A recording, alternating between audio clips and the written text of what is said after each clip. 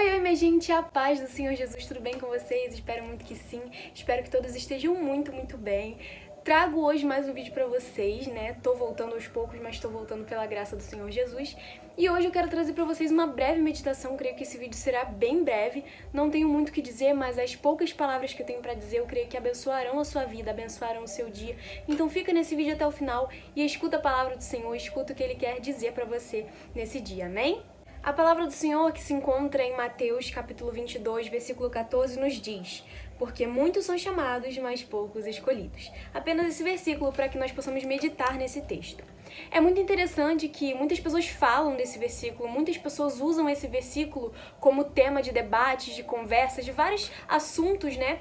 Mas a gente não para olhar o contexto. E esse contexto de Mateus 22 está contando sobre a parábola das bodas. Jesus, mais uma vez, está ensinando através de parábolas. E ele diz que um rei convida pessoas para o casamento do seu filho.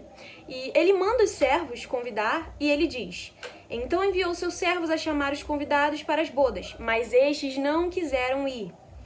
Enviou ainda outros servos com essa ordem: dizei aos convidados: eis que já preparei o meu banquete, os meus bois e cevados já foram abatidos e tudo está pronto, vinde para as bodas. Ou seja, o rei estava dizendo que tudo já estava pronto, só faltava que os convidados viessem. Ou seja, já tinham pessoas preparadas para esse casamento, entende? Já tinham pessoas que foram selecionadas para participarem dessa festa, dessas bodas. Só que eles não quiseram ir. A primeira vez que os servos do rei vão até eles, levar a notícia, levar o convite, aleluia, do casamento do filho do rei, eles não aceitam. Na segunda vez, eles dão desculpas. Uns não se importaram e se foram, um para o seu campo, outro para o seu negócio, e os outros, agarrando os servos, os maltrataram e mataram. E é o que nós temos visto ultimamente. Hoje em dia, os servos do rei, aleluia, os servos do rei têm anunciado a grande festa que vai acontecer, o grande casamento que vai acontecer do filho do rei com a sua noiva, que é a igreja. Mas muitos não têm aceitado essa mensagem e às vezes até maltratam os servos que têm levado as boas novas, têm levado o convite e até mesmo às vezes os matam. É triste, irmãos, mas é realidade. Hoje em dia aqui no Brasil nós temos total liberdade de poder prestar culto a Deus, de poder falar dessa palavra assim como eu tô falando aqui hoje. Mas pode ser que daqui a alguns anos eu não possa falar disso tão abertamente como eu falo assim pra vocês hoje nesse vídeo. E então, além disso, eles os mataram. Alguns maltrataram e mataram. Então o rei se irou e ele mandou que as suas tropas exterminassem aqueles assassinos e não só isso, mas também incendiasse a cidade. E eu entendo nesse versículo um pouquinho sobre a ira de Deus, porque nós gostamos muito de pregar o amor de Deus e isso é lindo. Eu amo o amor de Deus, eu vivo esse amor todos os dias, essa graça todos os dias e merecida, graça e merecida, eu vivo, desfruto dela todos os dias, senão nem estaria aqui hoje. Porém é muito bom falar do amor de Deus, mas também é muito ruim nós esquecermos da ira do Senhor. Ao mesmo tempo que Ele é amor, Ele também é fogo consumidor. Ao mesmo tempo que Ele ama o pecador, Ele abomina o pecado e Ele é ira também. Deus não é só amor, também é ira e justiça. Deus é um Deus justo. Ele é um Deus justo. Então aqui nós podemos entender um pouco, porque diz: o rei ficou irado e enviando as suas tropas exterminou aqueles assassinos e lhes incendiou a cidade. Depois o rei diz aos seus servos o seguinte: está pronta a festa, mas os convidados não eram dignos. E depois para as encruzilhadas dos caminhos e convidai para as bodas a quantos encontrardes. Aleluia. E esse é o evangelho que nós desfrutamos hoje. Talvez antes essa salvação, essa graça fosse selecionada só para um povo, os hebreus, os judeus, né? Mas hoje, através de Jesus, nós desfrutamos dessa graça. Porque os servos, eles foram levar a notícia para todos quanto encontrardes. Nós vamos ver que os servos vão e eles reúnem todos os que encontraram, maus e bons. Eu entendo com isso que o evangelho é sobre uma graça merecida que alcança todas as pessoas, sendo elas más ou sendo boas. Não é sobre o que você é, não é sobre o que você faz, não é sobre você. É sobre aquele que morreu por você na cruz. Ele sim é bom, mesmo que você seja mau. Ele sim é amor, mesmo que você não seja seja. Aleluia, glórias a Deus. Então, Érica, você tá querendo dizer que naquele dia todos estarão presentes? Calma que eu vou explicar isso mais a fundo, nós vamos ver mais à frente no texto. Mas é interessante nós notarmos isso, nós pegarmos um pouco dessa palavra, meditarmos um pouco mais nessa parte, que todos foram convidados e hoje é assim. Esse evangelho que nós hoje pregamos, que hoje nós vivemos, que hoje nós desfrutamos, não é só para nós, não é só para mim que já nasci em berço evangélico, não é só para mim que sempre fui ensinada com a palavra do Senhor, não é. Também é para aquelas pessoas que nunca ouviram falar do nome de Jesus, para aquelas nações e povos que nunca ouviram falar do nome desse Senhor, do nosso Senhor e Salvador. Aleluia, não é só para nós. Então, já é uma outra mensagem que eu digo para você, ei, você sendo servo do rei, sendo servo do filho do rei também, o que você tem feito com o que tem em suas mãos? Será que você tem levado a mensagem como você deveria?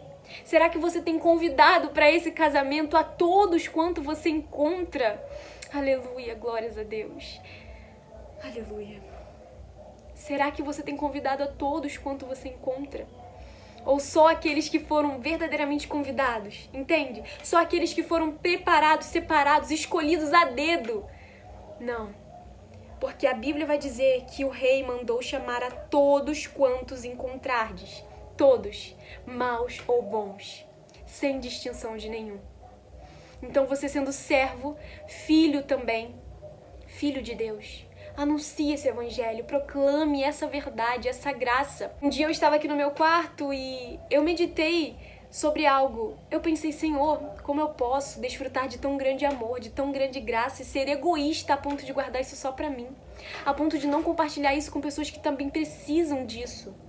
Aleluia.